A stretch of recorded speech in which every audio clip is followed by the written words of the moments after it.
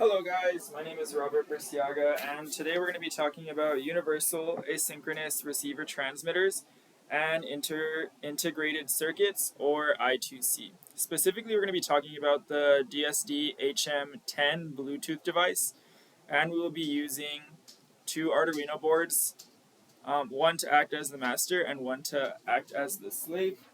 And as you can see on this circuit diagram here, we actually have the HM-10 Bluetooth device, as well as the Arduino, the master Arduino, and the slave Arduino. And we have the slave hooked up to 3 LEDs. And so the purpose of this circuit is going to be, we have the HM-10 device that's going to receive data from the user via a serial Bluetooth app. Today I'll be using the DSD Tech Bluetooth app to communicate with this Bluetooth device. And once it receives that data, it sends it to the main master Arduino board, which then receives that data, sends it to the slave, and the slave then operates these 3 LEDs. So on this HM10 here, you have the power supply, the ground, the transmitter pin, and the receiver pin, and we're going to be hooking those up to the 11 and 10 pins. And then the HM10 needs to be hooked up to the 3.3 volts port on the Arduino board, and then obviously this is going to just go to ground. And then for the I2C, we're going to have the Arduinos are connected via the A5 and A4 pins, as seen with these orange wires. Then we're just going to have the slave go to the 5-volt power rail, the ground rail, and then you have 220 ohm resistors here connected to the short legs of the LEDs. And then the longer legs of the LEDs are going to go to the pins 2, 3, and 4.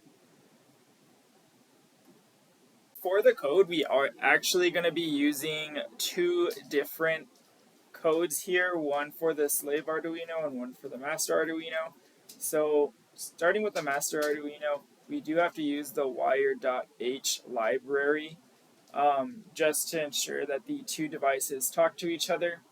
And all this code is going to do is it's going to receive the data from the Bluetooth device, and then it's going to send that data over to the slave Arduino. And once it gets that data, it's going to execute this loop that's going to decide whether to turn on a red, yellow, or green LED, depending on whether R, Y, or G is typed.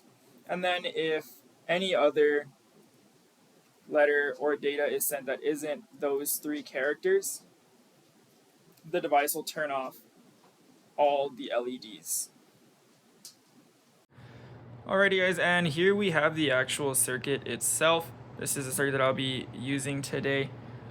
So as you can see, all the LEDs are turned off. However, if we come to my iPad over here, we have it connected to this HM10 device. We can go ahead and type either R, Y, or G to turn on any of the 3 LEDs. So let's go ahead and type R and hit send, and it turns on the red LED.